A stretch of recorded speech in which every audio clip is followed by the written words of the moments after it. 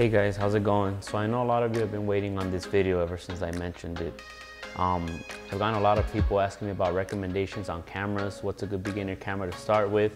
You know, maybe you want to start getting into photography or just take pictures on your trips, or you know, just family pictures or whatever. So instead of answering everybody one by one, I just thought I'd make a video talking about what are the best cameras for your kind of thing that you want to do. If you're talking about vlogging, if you want to just do just for yourself, for your family pictures or for your trip pictures, or if you actually want to start making it into a business. So I'm going to talk about a couple cameras that you can use, cameras that I started with. So how I got started into photography, it was actually back in 2015. The wife and I, we always talked about wanting to travel. So I started with a GoPro, just a little camera right here. Okay. This GoPro came out, I believe it was in 2014 or maybe 2015. So I decided to go buy a GoPro, you know, so I can start filming our trips. We had planned sport adventures and, you know, outside activities where you can't just take a big camera or sometimes your phone, which weren't waterproof back then. So after our first trip, I made the video and I pretty much fell in love with it. And then I started researching into more gear. What else could I use? Then from there, I bought a stabilizer for the GoPro. I'm actually very shaky with my hands, so if I just record handheld, the footage is gonna look extremely shaky. So I even needed something stabilized. This GoPro does not have stabilization, not like the new GoPro Hero 7 Black, and the GoPro Fusion has stabilization. So I had to spend more money and buy a stabilizer for this, and that's how I started recording videos, better videos, because if you go into my YouTube channel, there's a video there that's called First Dream Trip, and all I used for that video was this camera and this selfie stick. So I would just attach it and I just pretty much use this everywhere. And like I said, I'm very shaky, so the video was very crappy, and I didn't know much about the controls and what I could actually do with this camera. So everything was pretty much on auto. If you see that video, the First Dream Trip video, to the videos I've made now, for example, the latest video is a Cabo trip. Right now I'm currently editing the Cancun trip that we just came back from. But if you see the difference between those two videos, you'll see that, you know, how I progressed just from 2015 to pretty much last year that I made that video. So then I started buying all this expensive gear, and because it is expensive, it is an expensive hobby at first. These things were like 400 bucks. And even the new ones now, they're like 400 bucks. But now if you get a Hero 4, you can definitely get it for 100, 150. Okay, so enough about me.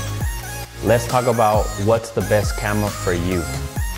Like I said, it all depends on what you're trying to do with the camera, right? If you're trying to vlog, if you're actually trying to make it a business, or if you just want it for personal use as far as for family pictures, travel, or whatever. As far as cameras, I would say the best camera is the camera you have now. For example, we all have phones, you know?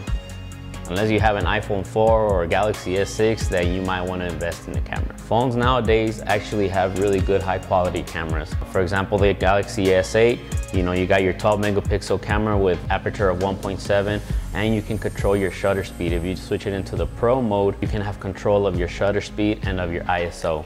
Now I'll make a video about camera basics as far as shutter speed, aperture, and ISO on another video, because that's a really good topic to go over if you're starting to or wanting to learn about the cameras. Galaxy came out with the S9.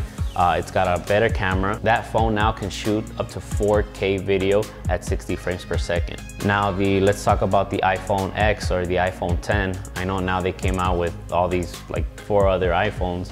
The iPhone X does have a bigger sensor, which means it's better quality, better low light photos. It does have a portrait mode in the front and in the back, and you can shoot full HD 1080p at 240 frames per second, which is awesome for slow motion video, and you can shoot 4K at 60 frames per second. Now, if you want to actually monetize or make it into a business, or just want to learn more about DSLRs and you actually want to buy a camera and you have the budget for it, for example, me, I started with this camera. This is a Nikon D3400, okay, and it's an entry-level DSLR. So it's a 24.2 megapixel camera, and it shoots 5 frames per second continuous shooting.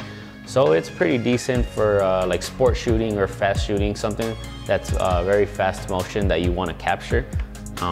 this was pretty decent for that. Nikon has an 11 autofocus point system. It shoots at full HD at 1080p for 60 frames per second. It does not shoot 4K. At this price range, you really can't get a 4K camera unless you get a GoPro.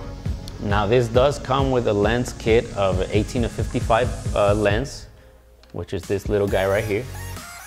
And you also get a 70 to 300.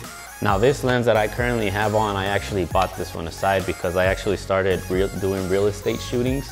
And this lens, it's an 18mm, but since they have a crop factor of 1.5, whatever it is, so this one's an 18mm. If you times that times 1.5, which is,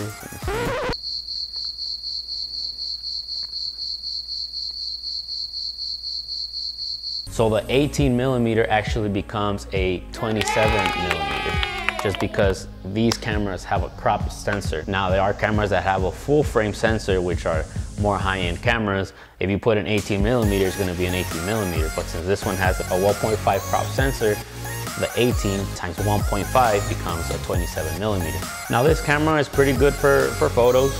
It does have your built-in flash and everything. I recommend you not using it, it's not very good. And that's how you could tell a beginner from an actual pro or somebody who's learning a lot more. When you see somebody using the flash on their cameras, not good. So I started doing real estate shooting, and an 18 to 27mm wasn't doing the job. It wasn't as wide as I wanted it to be for, let's say, a small room that I need to take a photo of. So I went ahead and bought this Tokina 11 to 16mm 2.8. This was a $400 lens. And it's actually a pretty good lens for really wide shots. I actually really like it. It's not bad at all. I also went ahead and bought an extended battery grip. Batteries isn't too good on these cameras, so I do suggest you buy extra batteries. You're always gonna need them. Now, as far as video, this camera wasn't too good, like I said, because it doesn't have image stabilization. So as far as videos, if you wanna record handheld, you know, it's me that I'm a shaky guy, like the footage was just too shaky, and it was really hard to just work with that footage. I did make it work on some videos, but it was very frustrating and something that I just didn't want to deal with.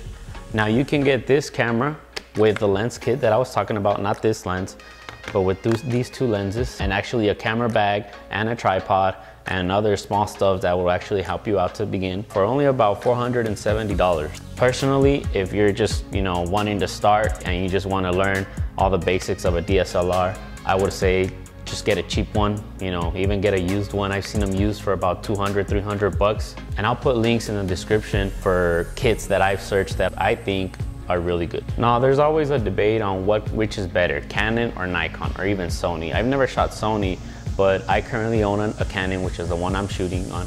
And I started off with the Nikon. It really all depends, again, if you want to focus on videos, or if you want to focus on photography only, or if you want to do a little bit of both. What I like about Canon is that Canon shoots really good out of camera. So Canon has a really good menu where you can adjust your sharpness and your contrast, and, you know, it just makes it better for you to shoot better out of camera, instead of, you know, shooting just something very crappy and then having to spend hours on it on post just to make it look good. So as far as Canon for entry-level cameras, you do have your Canon T6 and your Canon T7.